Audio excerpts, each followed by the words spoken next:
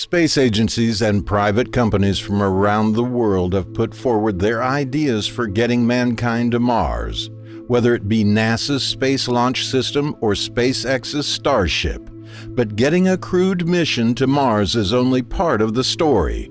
Once there, the spacecraft will have to conduct the formidable task of landing at a suitable, predetermined location. But where on our dusty red neighbor's surface will this be? Stay tuned to see the exact places where our species could likely end up taking its first small steps on Mars. Selecting a suitable landing spot on the Martian surface isn't as straightforward as it might first seem. As the first astronauts approach Mars, they'll face the daunting task of landing. We only have to look at previous uncrewed missions to see what could potentially go wrong. The European Space Agency's Schiaparelli mission was supposed to demonstrate how soft landings could be carried out on the surface of Mars. However, this didn't go as planned.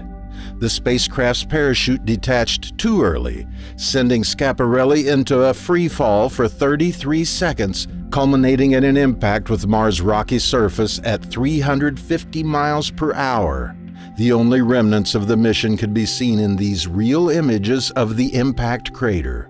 Despite our best efforts, humanity as a whole only has about a 50% success rate when it comes to landing on Mars.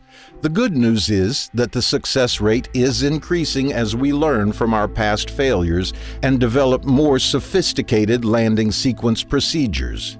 The Martian atmosphere is 100 times thinner than Earth's, so it can't provide the drag required to slow an incoming spacecraft down. This suggests that traditional landing sequences used back here on Earth won't work on Mars, meaning that space agencies from around the globe are having to get creative. The Mars 2020 mission deployed the Perseverance rover using the revolutionary Sky Crane, a system which combines parachutes and retro rockets.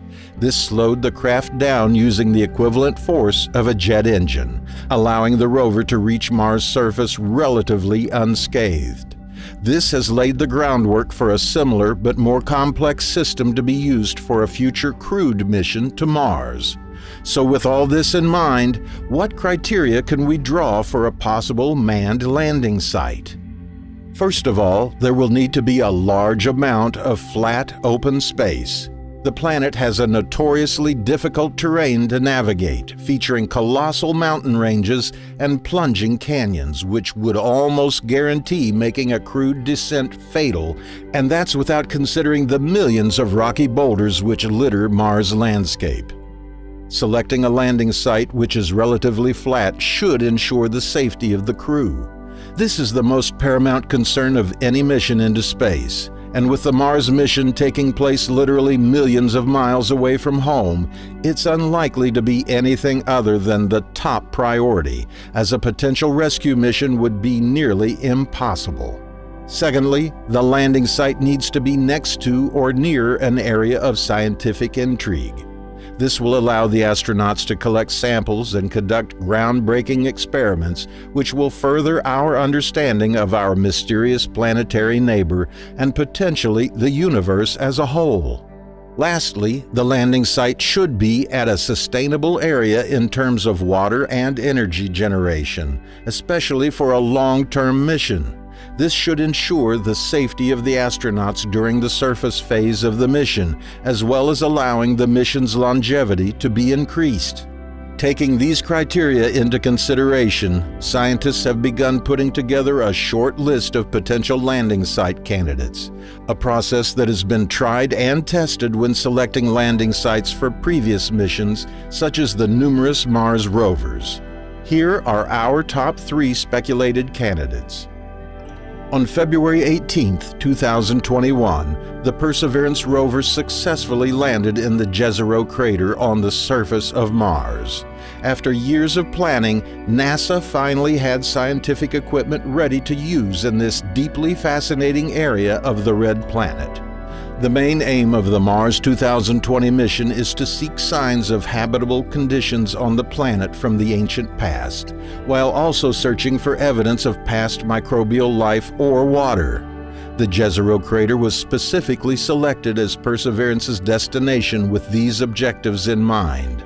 It is believed that the area was once home to a gigantic Martian lake of liquid water, which flowed through a delta rich in clays.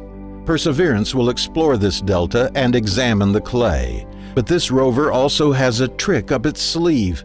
Perseverance is equipped with a device that allows it to pick up and seal samples of rocks from Mars, to be returned to Earth for analysis at a later date by another mission. This is a real statement of intent by NASA to return to Jezero as part of a future unmanned mission, which may well pave the way for the first crewed mission to the Martian surface. Selecting the Jezero crater as the location where mankind will take its first steps on another world seems to be a logical choice. It meets all of the aforementioned criteria for a potential landing site, providing the mission is only over a short period. The area is relatively flat, as seen in these stunning panoramic images taken by Perseverance, meaning that there's a higher probability of a successful landing. There is also a treasure trove of data collected by Perseverance concerning landing a spaceship in the area, although a carbon copy of the Mars 2020 mission landing is unlikely due to the sheer size of the landing craft required for a crewed descent. Furthermore, there is a scientific purpose to landing a mission here. As mentioned previously, the area is flourishing with points of scientific intrigue, which is the very reason why Perseverance and probable future drones will visit Jezero. The Mars 2020 mission may well reveal more specific points of interest which may benefit from more detailed human exploration. All in all, the Jezero crater provides a near-ideal location for an historic first crewed landing on Mars.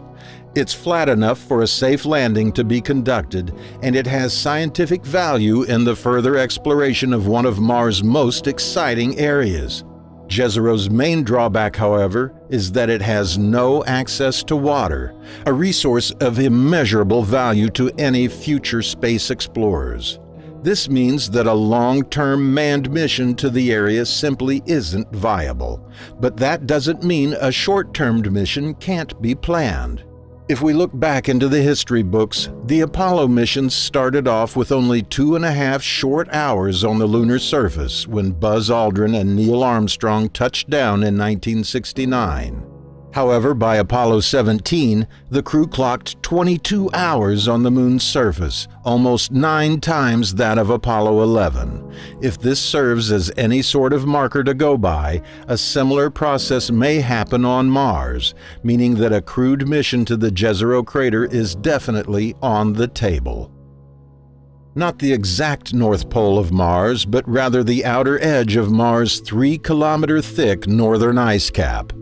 University of Colorado planetary scientist Brian Hynek suggested that, quote, "Scientifically, one could do what we do on Earth by drilling cores into the ice and teasing out tens of millions of years of Martian climate history, an exhilarating prospect to any astrobiologist." Furthermore, the northern region of Mars is again relatively flat and has the added bonus of being 6 kilometers lower down in altitude compared to the southern regions. This would be beneficial to a landing spacecraft as it allows for more time to slow down in the descent stage, ensuring the first Martian astronauts have a safe landing. The proximity to the ice caps also means that water is close by in the form of small pockets of ice, allowing for a mid to long-term mission. This means that a landing close to Mars' North Pole meets all of our criteria. However, it still isn't ideal. The drawback here is the latitude of the potential landing location. Like Earth, Mars experiences seasonal changes, meaning that its North Pole receives very little sunlight during the Martian winter. This would affect a potential manned mission in 2 ways. First of all, the crew could not receive direct Earth-to-Mars communications all the time, meaning that they would have to heavily depend on relay satellites to receive and transmit messages. And secondly, the surface temperature would vary dramatically, plummeting to around minus 150 degrees Celsius at the height of winter, a challenging temperature for NASA's astronauts and scientists to overcome. This means that a landing here is only really feasible during the Martian summer, although this is again an option that is very much in the cards. Our previous two candidates have lacked the ability to sustain a crew at the landing site for a long period of time due to either having no access to water or because their latitudinal position. This is where the Erebus Montis region steps up. Like the previous two candidates, the area surrounding Erebus Montis is relatively flat and would ensure a safe landing for Mars' first explorers. But Erebus Montis has an ace up its sleeve. This slightly hilly area is strongly speculated to be home to buried glaciers, all the while being close enough to the equator to sustain constant temperature levels and direct Earth-to-Mars communications. This is significant, as the area has all the right ingredients to establish a semi-independent colony on Mars. Water could be collected from the glaciers, and solar energy could be generated from the ample sunlight around the equator, meaning that human life could be somewhat autonomously sustained. This is an exciting possibility, as the first manned descent to the Martian surface may well end up laying the groundwork for a future continuously inhabited base on another planet. We aren't the first to come to this conclusion. In 2017, SpaceX discreetly published several online images labeled as candidate landing sites for SpaceX Starship. By using data captured by the University of Arizona's HiRISE camera aboard NASA's Mars Reconnaissance Orbiter, SpaceX scientists have started to pinpoint the exact location where its Starship is set to land the first humans on Mars. What the images show is that, with NASA's help, SpaceX is quietly deciding on the ideal location for their Starship Mars mission landing site, meaning that Erebus Montis could well be the first crewed landing site on another world. In reality, any of these candidates could be selected as the place where the human race will likely take those first historic steps, or a completely different location altogether may well be chosen. The simple truth is that we don't know as of yet, as nothing has been set in stone.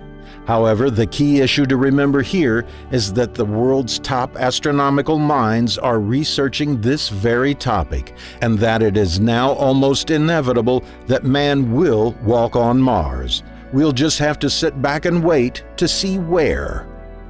If, however, you don't want to wait to visit Mars, check out our Mars in 4K series, showing up on screen now.